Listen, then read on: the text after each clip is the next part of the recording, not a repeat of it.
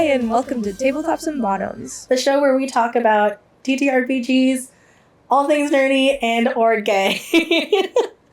Nice. So this time we're talking about our favorite parts of tabletop role-playing games. Do you want to start or should I?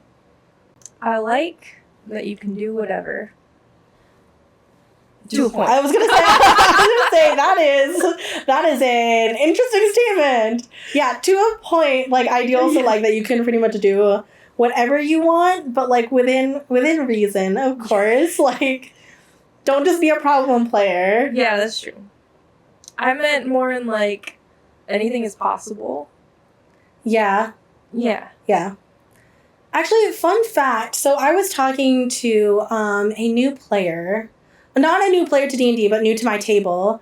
So I am, shameless plug, I also write tabletop role-playing games.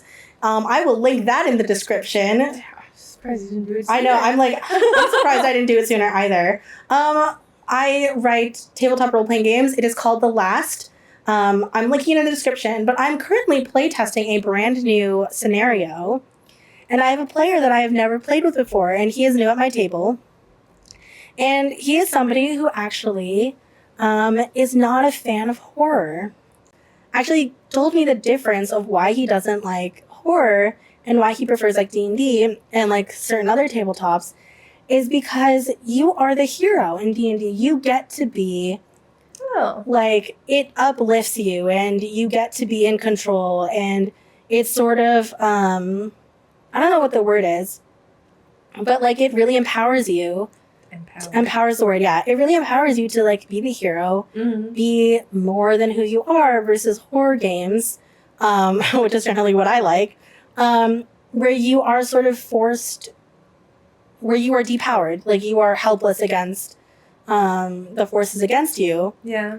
But I think that's also where I personally enjoy playing those games, because I don't know if it's just me being weird, but sometimes it's fun to sort of acknowledge that, like, holy f***, there's horrors all around you. Yeah. But the thing about what I like is that I personally, this is not for all you GMs out there, I personally like to give my players that sense of heroics, even in a horror game like Call of Cthulhu. I always give you guys a chance to beat the evil. Yeah.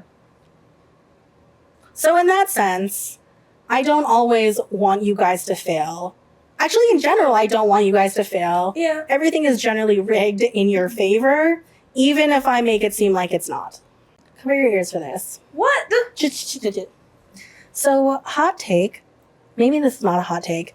I never keep track of my monster's hit points or hit points for anything that they're ever fighting.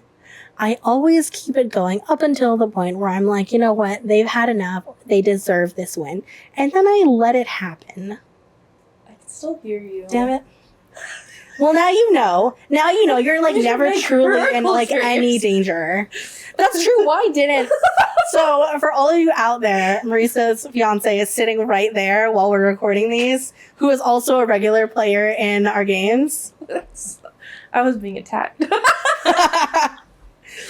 Yeah, so that's, all of you may disagree with me, but I firmly believe that's how. It's really funny. Thank you. Listen, I like to put my players first. And if there's ever a situation where I know they're not going to win, I just rig it in their favor. Like, let's be real. Like, I know all of you out there are going to be like, but the rules, what you're supposed to do by, like, their armor class, or like, I don't care. Come at me. I don't care. The rules are At the end of the day, they're the heroes. Let them be the heroes. We have enough in our lives. They deserve it. The rules are more like guidelines anyway. Yeah, exactly. They're just guidelines. My favorite part about TTRPGs and the rules, throwing them out. Bye-bye. Rule of cool forever. Do what you want. Homebrew everything. Yeah, I homebrew like 99% of what we do at this point. I respect that. Thank you. Yeah. I'd been trying. Yeah. Sometimes, I will say, sometimes homebrew is hard because you think about, how do I balance this in the world? You don't necessarily, okay, this is a hot take from me, controversial take maybe. You don't always have to balance shit. You don't always have really to. understand what balancing is. Anyway, that's my hot take for this episode, but still. Mm-hmm. The point still stands. Anyway, other favorite parts about tabletops? Playing with your friends. Yeah. I feel like that should have been our first point. Like, playing with your friends. I didn't think of it before now. Yeah, playing with your friends. I will say, I have... Oh, God, he just turned on the bird.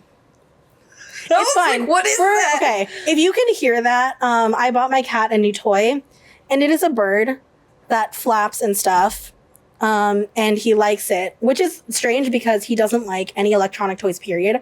I have bought him so many toys, and his favorite toy in the entire world is this stupid little piece of, like, it's a roll of Scotch tape that I bought from the dollar store. Favorite toy in the entire world. He loves the tape. And now it's this one, which I'm very glad for because it's an actual cat toy, and I don't have to keep fishing rolls of tape from under our refrigerator, our oven, doors, everywhere. Anyway, so circling back to my actual point. Yeah, I have had tables where I've played with strangers and I've played with friends, and playing with friends is always the best because I think you already know how to, like, play off of each other. That it just makes roleplay very easy. But also, if you are playing with strangers, those are just potential future friends. That's also true, yeah. Yeah. Me and Nicole started off as strangers, and now they're our friends. Yeah. Bully your friends into playing D&D with you? Like, okay, when I say bullying, I don't mean, like, actual bullying, but, like... It works or it doesn't work. Yeah. It's hit or miss. Yeah. I feel like sometimes you gotta get lucky. Yeah. Like, I got real lucky with Marisa that she was already interested in playing D&D. And by proxy, because of Marisa, we can also grab Alma into it. Package deal, I love it. Shout out to Alma. But then we tried to run the Avatar Yeah. Last Airbender game with our other friend group. We lasted 2 sessions. Was it a session 0 and a 1 session, or? No, it was like, 3 with session 0. That's so good, though. We didn't get anywhere.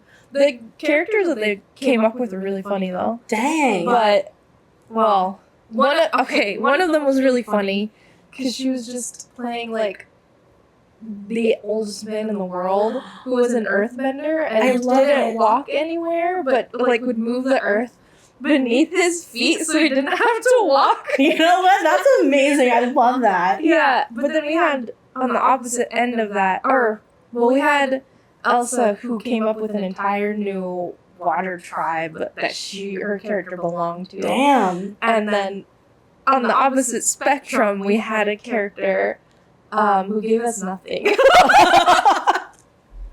We were like, okay, you want to play a waterbender? So why are you in the Earth Kingdom? And she said, I don't know. Wild. Yeah, it's a hit or miss. Well, let me jump in and I'll say one of my favorite things about tabletops as a GM is I like seeing the reactions that my players have, especially when I pull something out that I know I've been building up to for so long, and then you just get to it and it's like, that's what, like, my mic drop moment. That's my favorite part. It's also, I mean, that's fun as a player too, because you're like, yeah. Was there like a bomb dropping moment, I think, from like campaign 1 or campaign 2 that you like particularly enjoyed? Or even from like when we were playing Call of Cthulhu before. Oh yeah. The fact that Charles, that he was still alive in Call of Cthulhu. Oh yeah. Mm-hmm. I didn't expect that at all. You got any bomb drops? Any bomb drops? I'm not here. Well, give me an idea. Cameron knows that you're here now. Oh. That kid turned evil. Oh. Looking. Do you want to come here and explain it for yourself? Come here. No, Come here. First guest of the season. First guest of the season. Come here. Where? Stand right here. Sit Sit here. in the middle. Sit here. Sit in the middle. Sit in the middle. Oh my god. Oh. Sorry, I don't think this is built for 3 people. Okay. Hello. This is The aforementioned Alma. yes. These two are getting married. They're a beautiful, wonderful couple. Say congratulations, everybody. Oh. Yes. Okay. I'm gonna scooch my mic closer to you so that both of ours will pick you up. Okay, talk to us about Your bomb drop. your bomb drop moment. So, for my character for campaign 1, I was playing a druid cat named Valeria, and her whole tragic backstory was that she was a part of this guild where she took on kind of like a teacher mentor role to like the newcomers, and since things were bad, they were taking in a lot of children, or not human children, but Cat. kittens. It was a cat kill. Kittens. And she really got attached to one named Kit. He's a little calico. But in a sad turn of events, she had to kind of abandon him and assumed him left for dead. And he was her greatest regret of not checking to see if he could have made it or not, and just assuming that he was a goner. So she just kind of lived with that guilt that he died because of her and she could have saved him. And then the bomb drop is that he was alive the whole time and he had actually gotten turned by the evil character, our big bad, and he was fighting against us. So yeah, that was... yeah. I remember I did ask you before I had done that. This is also part of like me being a GM. I believe in player agency. So if there's something from a character's backstory that I want to pull, I ask permission first. I'm not just going to do it. Because a lot of players, like, they don't like that. Mm-hmm. Especially when it's a character that they've crafted lovingly and took so much time to. So I remember I did ask you beforehand, Yeah. what do you think Kit's backstory is? And if you don't have anything, can I play with him? And I said, sure. Yep. And you said, sure. We will let you do anything. Like, go Let's- for it. That's fair. Go for it. No cabbages so Yeah. far. No cabbages so far.